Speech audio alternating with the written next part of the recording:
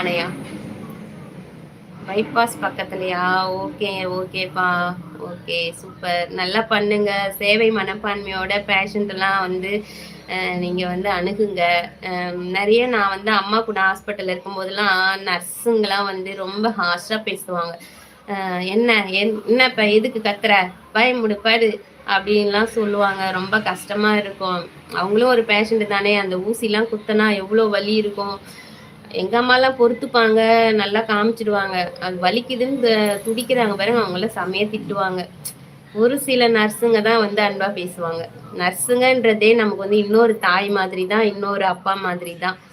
அதனால சுரேஷ், அதுதான் நான் உங்ககிட்ட ஒரு ரெக்வஸ்டா பண்ணிக்கிறேன். சொல்லும் போதே எனக்கு கூஸ் பம்ப் ஆகுது. எனக்கு அம்மா கூட ஹாஸ்பிட்டல்ல இருக்கும் போதெல்லாம் ரொம்ப வருத்தமா இருந்துச்சு. ஓகே, நல்லா பாத்துக்கோங்க எல்லாரையும். எல்லாரும் உங்க அம்மா, எல்லாரும் உங்க அக்கா, எல்லாரும் உங்க அப்பா, அந்த மாதிரி